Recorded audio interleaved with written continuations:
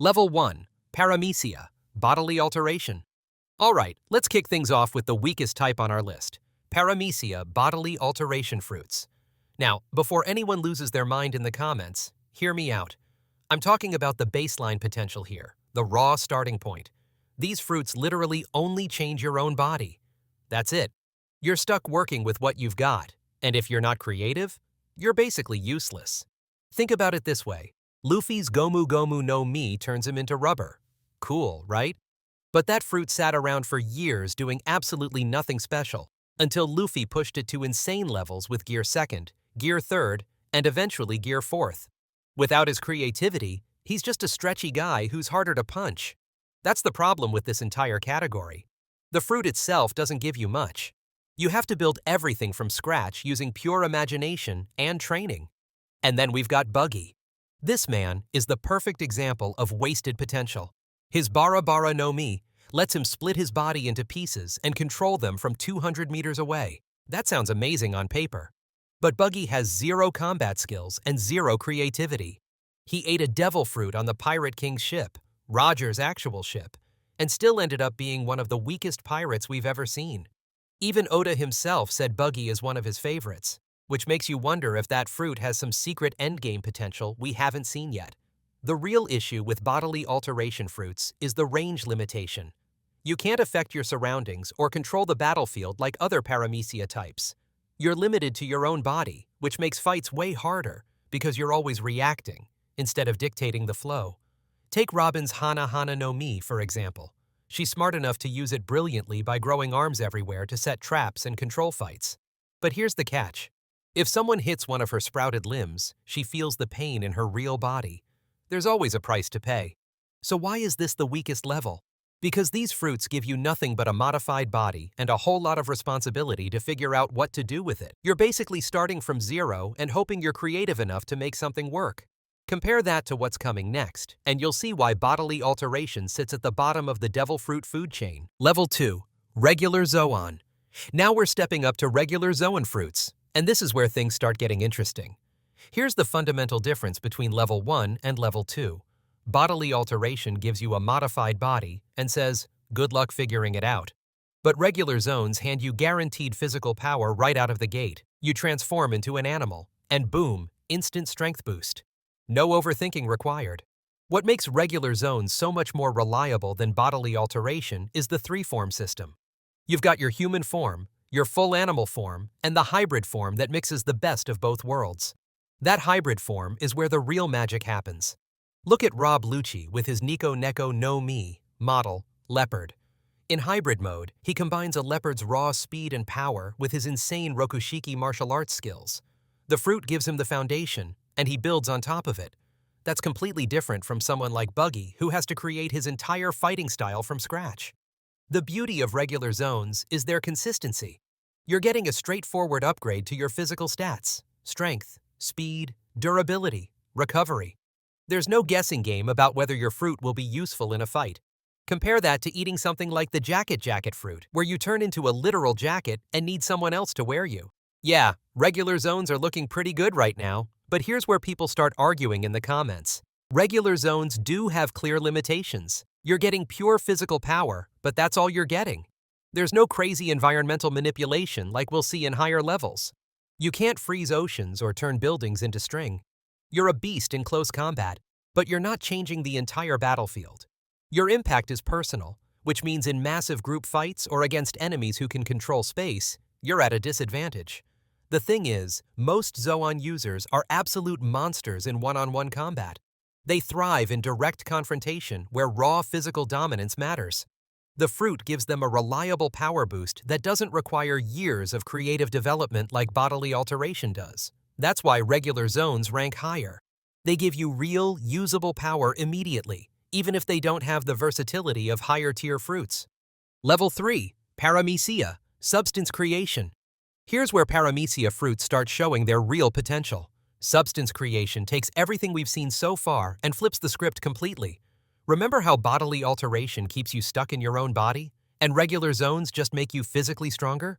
Substance creation lets you actually create something from your body and use it to control the battlefield. That changes everything.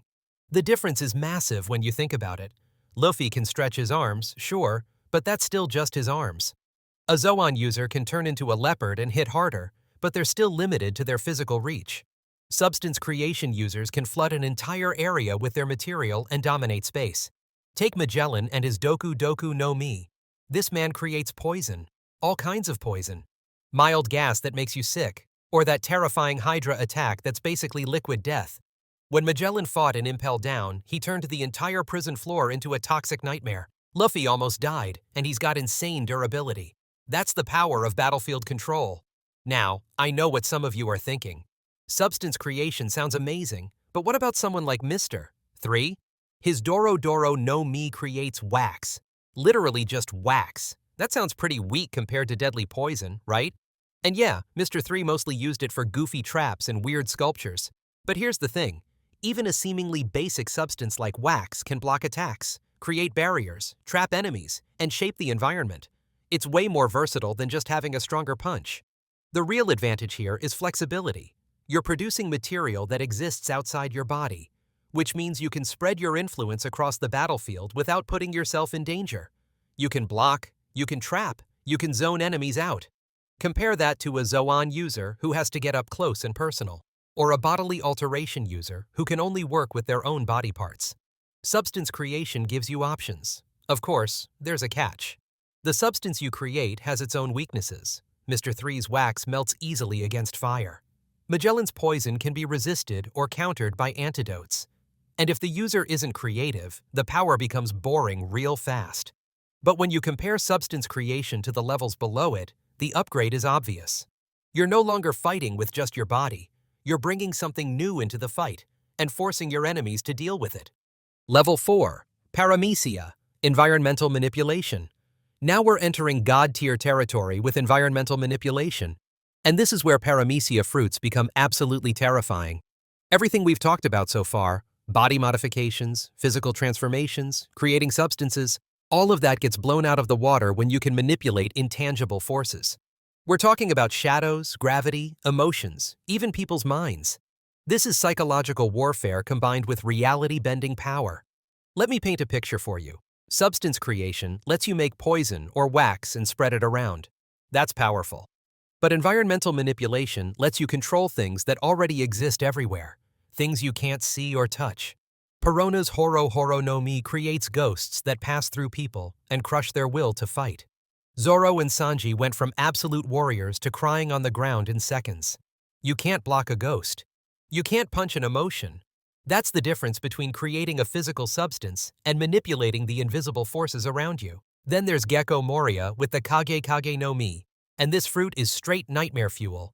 He steals your shadow, and if you lose it, you literally can't go in sunlight or you'll die. Think about how insane that limitation is. He's not poisoning you or trapping you in wax. He's fundamentally changing the rules of how you exist in the world. And with those stolen shadows, he creates armies of zombies. During Thriller Bark, he put Luffy's shadow into Oars, a giant zombie, and almost won the entire arc because of it.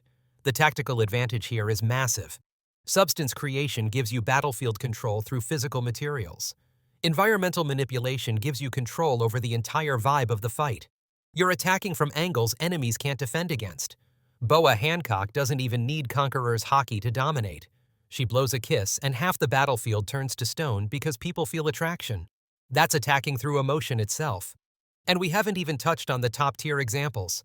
Fujitori's Zushi Zushi no Mi controls gravity, which means he can pull meteorites from space. Whitebeard's Gura Gura no Mi can create earthquakes strong enough to destroy the world. When environmental manipulation fruits get into the hands of powerful users, they become forces of nature that reshape entire battles before a single punch is thrown. Level 5. AnimeZONE. Alright, here's where things get controversial, and I already know some of you are going to disagree with me in the comments. AnimeZONE's at level 5. Sitting above environmental manipulation? Let me explain why this makes perfect sense, and why these prehistoric beasts deserve way more respect than people give them. First, let's talk about what AnimeZONE's actually bring to the table. Remember regular Zoans from level 2? They give you solid physical boosts. You turn into a leopard or an eagle and get stronger, faster, tougher. Ancient Zoans take that concept and multiply it by 10. You're not becoming a normal animal anymore. You're becoming a creature that dominated the Earth millions of years ago, when everything was bigger, stronger, and built to survive in a world of pure violence. These are dinosaurs and prehistoric mammals that were literally designed by nature to be apex predators. Take page 1 with his Ryu no Mi model, Spinosaurus. This guy becomes a walking tank that can smash through buildings and shrug off attacks that would destroy normal Zoan users. Then there's King, who turns into a pteranodon, and his combination of aerial mobility and raw destructive power gave Zoro one of his hardest fights ever. These aren't just slight upgrades over regular animals.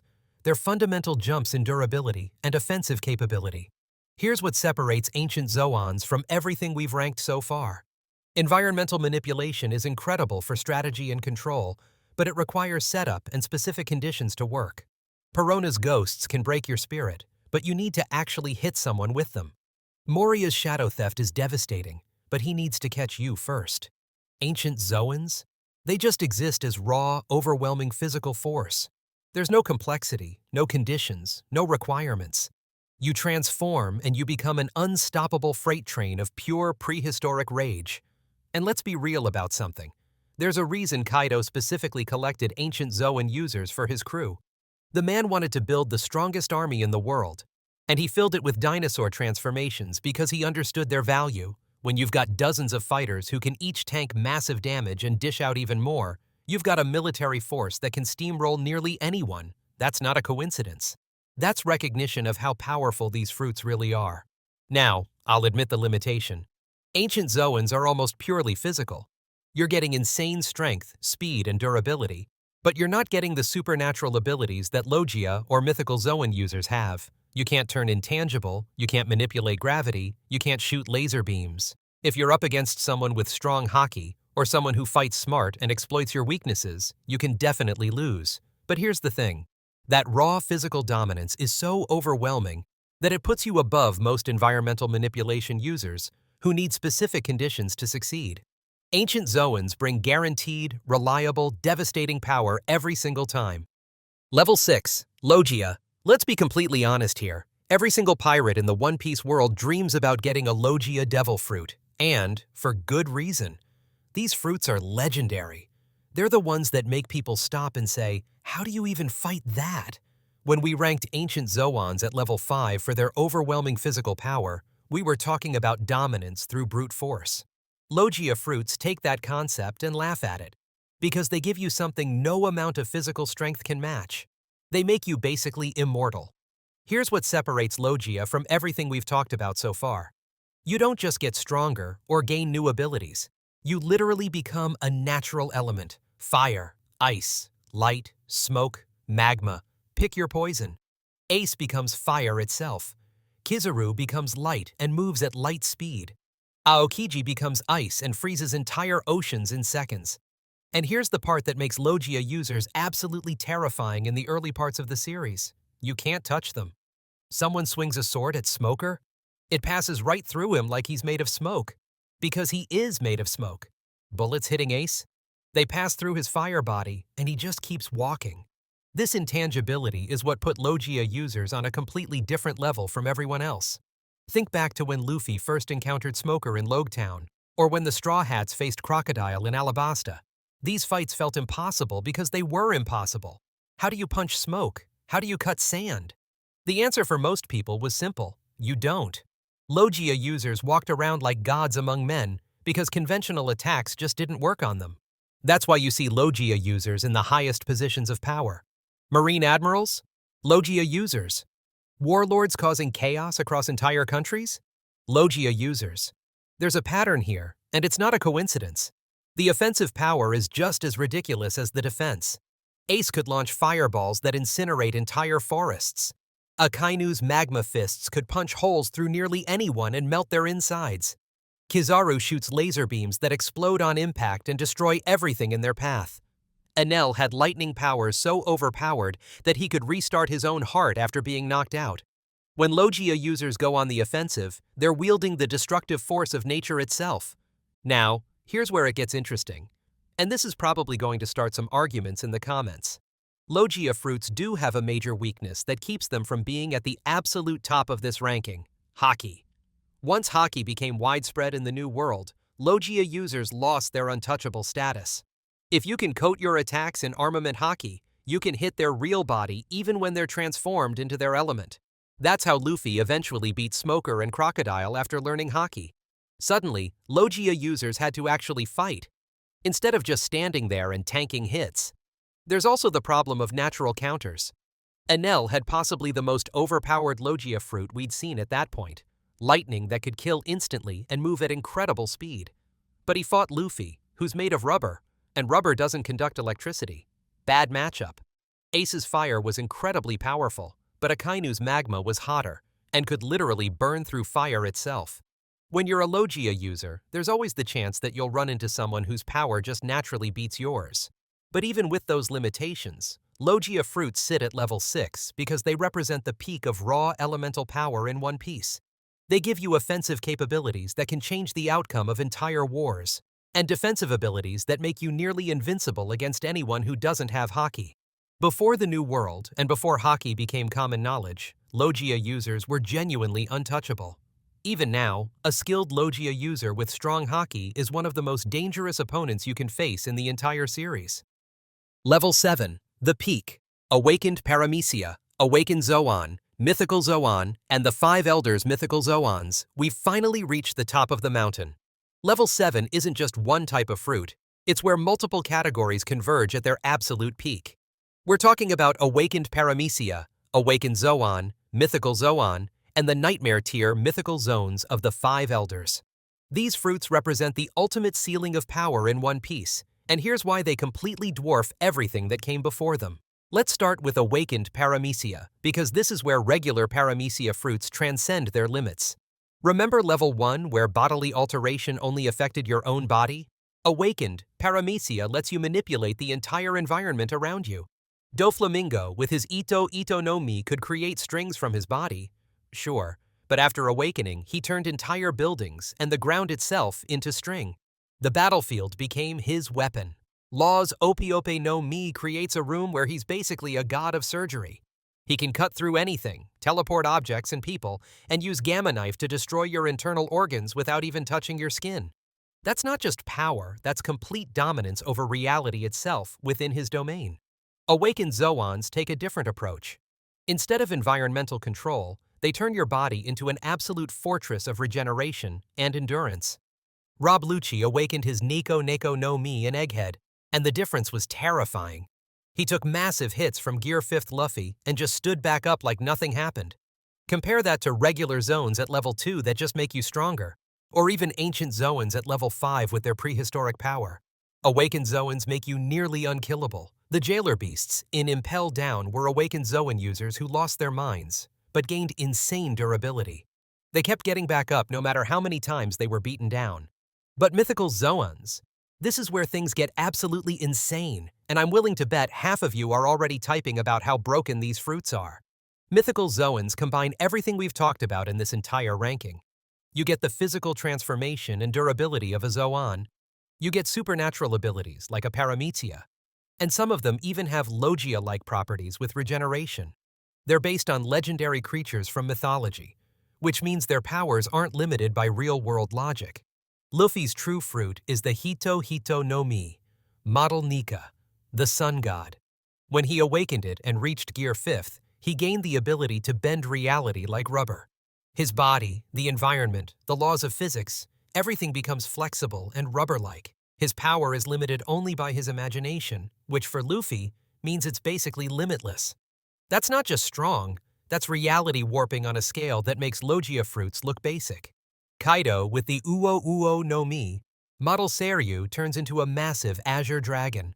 He can fly, shoot bolo breath laser beams that vaporize everything, create flame clouds that lift entire islands into the sky, and his durability is so absurd that he fought a dozen top-tier opponents back-to-back and kept going. He earned the title Strongest Creature in the World because he genuinely seemed unkillable. And then we have the 5 Elders and their Mythical Zoans, which might be the most terrifying fruits we've seen in the entire series. These aren't based on normal mythology. They're based on Asian yokai and demons. which gives them powers that feel fundamentally wrong and unnatural. St. J. Garcia's Saturn transforms into a Gyuki, a spider bull demon. He can shoot poison, make people explode just by looking at them, and regenerate from wounds that should be fatal. St. Ethan Baron V. Nusjuro becomes Bakotsu, a skeletal horse, and his speed is so insane that he sliced through dozens of pacifistas in seconds, while his slashes seem to freeze whatever they touch. What makes the five Elders' fruits even more broken is that they're all awakened, proven by the dark flame clouds around their necks. They mix Zoan durability with Paramecia-like supernatural abilities and Logia-style regeneration. They've stayed at the top of the world for hundreds of years because their fruits are essentially cheat codes that combine the best aspects of every devil fruit type. Level 7 sits at the peak because these fruits don't just give you power, they give you multiple types of power simultaneously and let you reshape reality around you. While Logia users at level 6 become elements and gain intangibility, level 7 users become mythological forces that break the rules entirely. An awakened Paramecia user controls the battlefield, an awakened Zoan becomes an immortal tank, and a mythical Zoan user combines everything into one package that can hang with the strongest characters in the entire series. This is the endgame of Devil Fruits, and this is what separates the legends from everyone else. Alright, that's it for today. Thanks for watching, and we'll see you next time.